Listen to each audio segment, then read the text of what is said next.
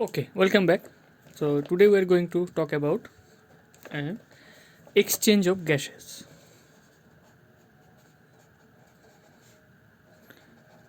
Exchange of gases. ঠিক আছে, তো এটাকে আমরা বলতে পারি যে গ্যাসের বিনিময়।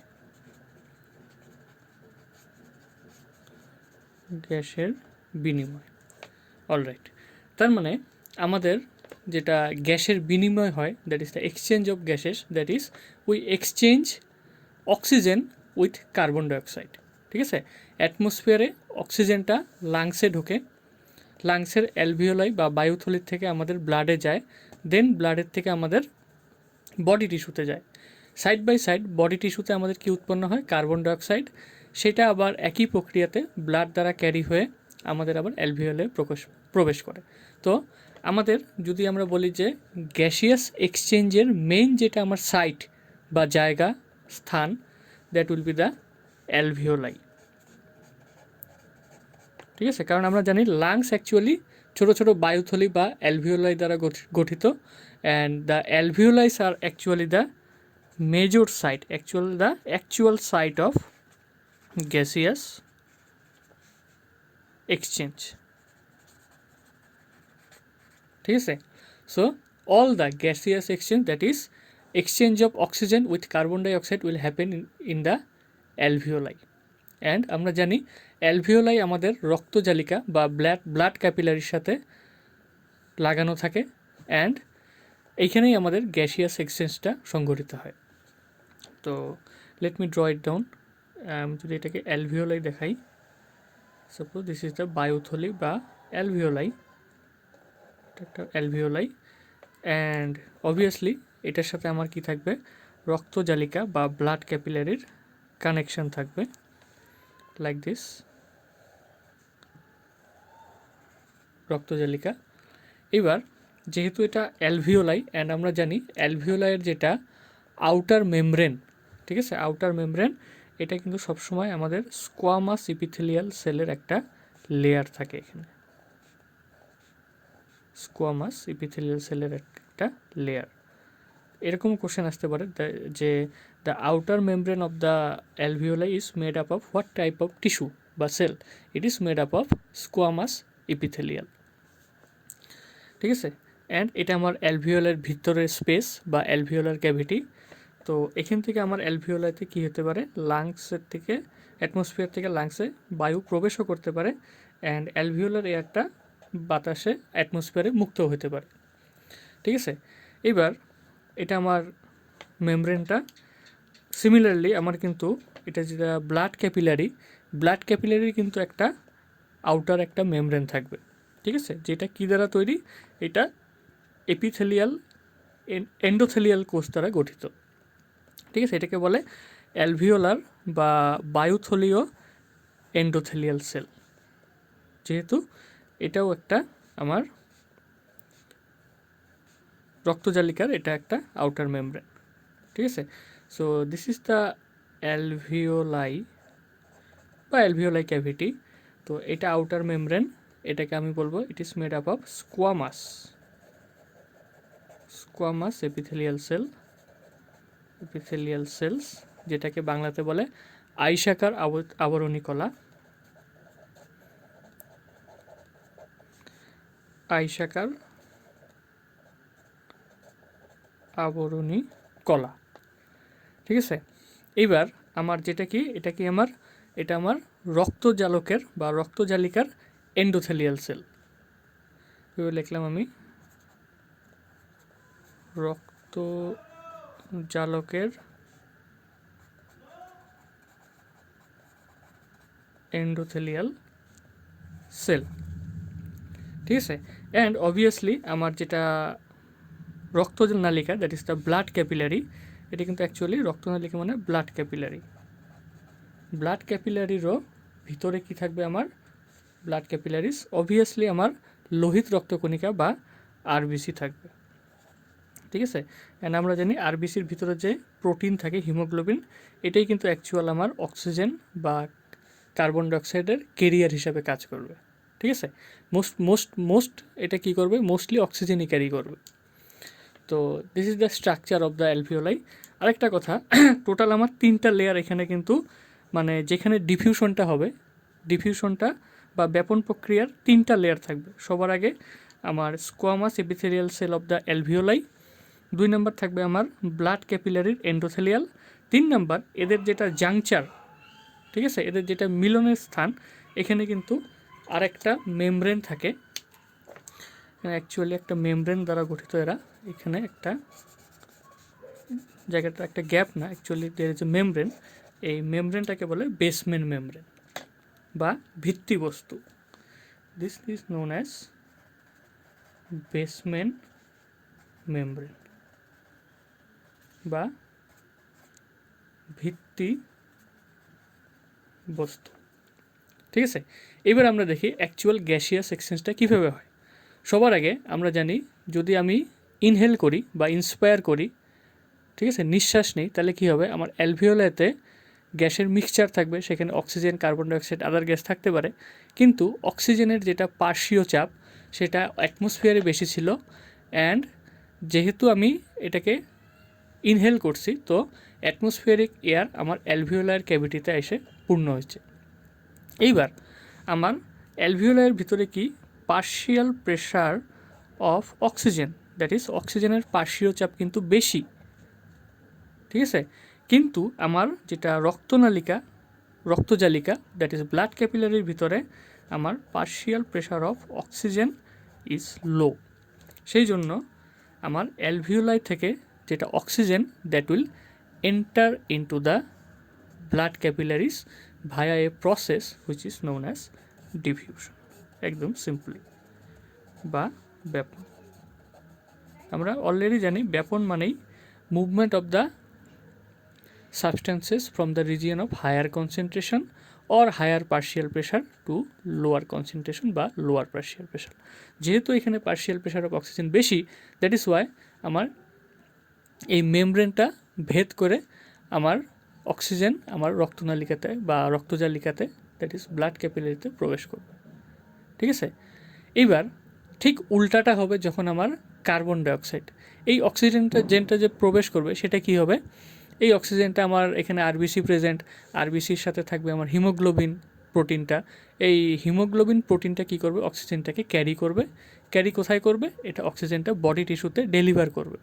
ঠিক আছে, প্রায় বেশিরভাগই হিমোগ্লোবিন করবে, বাকি এখানে যেহেতু ব্লাডটা তরল, প্লাজমা দিয়েও কিছু পরিমাণ 3% মতো ক্যারি হবে। তো এটা অক্সিজেনটা ডেলিভার করে দেবে। ডেলিভার করার পরে কি হবে, সেখানে কিন্তু কার্বন ডাইঅক্সাইড উৎপন্ন হতেছে বডি টিস্যুতে। সেই কার্বন ডাইঅক্সাইডটা আবার আমার ব্লাডের থ্রু দিয়া ট্রান্সপোর্ট হবে। এইবার ঠিক হবে কেসটা উল্টা। এইবার আমার partial pressure of carbon dioxide, that is পার্শ্বীয় চাপ কার্বন ডাইঅক্সাইডের PCO2 will be high inside the রক্তজালিকা বা ব্লাড ক্যাপিলারি, কিন্তু অ্যালভিওলাইতে কী হবে, কম হবে। ঠিক আছে, অ্যালভিওলাইতে আমার partial pressure of carbon dioxide will be less. সেই জন্য আবার একই উপায়ে দ্যাট ইজ ব্যাপন প্রক্রিয়াতে কার্বন ডাইঅক্সাইড রক্তজালিকার থেকে আমার অ্যালভিওলাই বা বায়ুথলিতে আবার প্রবেশ করবে। ঠিক আছে, সো আমার যে গ্যাসিয়াস এক্সচেঞ্জটা হইতেছে অক্সিজেনের সাথে কার্বন ডাইঅক্সাইডের আদান প্রদান, এটা কিন্তু কোথায় সংঘটিত হইতেছে, it is happening in the alveoli. And অ্যালভিওলাইয়ের সাথে আমার রক্তজালিকা বা ব্লাড ক্যাপিলারি লিঙ্কড, অ্যান্ড এই তিনটা লেয়ার ভেদ করে কিন্তু এই আদান প্রদান বা হতেছে কি প্রসেস থেকে, ব্যাপন প্রক্রিয়া দ্বারা বা ডিফিউশন প্রক্রিয়া দ্বারা। ঠিক আছে, সো দিস ইজ ওয়াই অ্যালভিওলাইকে বলা হয় যে major site of gaseous exchange, the actual site of gaseous exchange, বা আমার গ্যাসের বিনিময়ের প্রধান স্থান। ঠিক আছে, এবার আমরা দেখি যে আমার অক্সিজেন আর কার্বন ডাইঅক্সাইডের একটা ডেটা আমি এখানে দেব, যে আমার এটার পার্শ্বীয় চাপটা কীভাবে আমার ডিফারেন্ট হয় বিভিন্ন জায়গায়। ঠিক আছে, তো সবার আগে আমি এখানে দেখাই অক্সিজেন, এখানে আমার কার্বন ডাইঅক্সাইড। ঠিক আছে, এইখানে আমি দেখাইলাম আমার বায়ুমণ্ডল বা অ্যাটমসফিয়ারে কত থাকে। এইবার বায়ুকোষ বা বায়ুথলি বা অ্যালভিওলায় কত, সেটা আমার ব্লাডে কত। ব্লাডে আমার কি হতে লাগবে, ব্লাড দুই ধরনের হতে পারে, একটা অক্সিজেন যুক্ত অক্সিজেনেটেড, আবার ব্লাডই হবে কিন্তু এটা অক্সিজেনবিহীন বা ডিঅক্সিজেনেটেড। ঠিক আছে, অ্যান্ড ফাইনালি আমি বডি টিস্যুটাও দেখব, বডি টিস্যুতে কীভাবে হয় বডি টিস্যু, এটাও কনসিডার করব। তো আমি এটাকে এইভাবে দেখাইতে পারি যে সবার আগে অ্যাটমসফিয়ারে, আমি অক্সিজেনেরটা যেহেতু দেখাবো, অ্যাটমসফিয়ারে আমার কি থাকবে সব সময় অক্সিজেনের পার্শ্বীয় চাপ বেশি, 159 অ্যাপ্রক্সিমেটলি। ঠিক আছে, এটা চাপের ইউনিট কি HgmF, যেটা আমি এখানে লিখি নাই।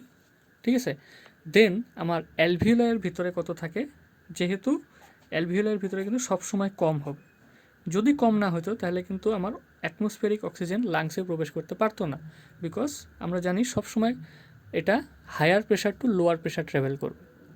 ঠিক আছে, এবার আমি যদি আমার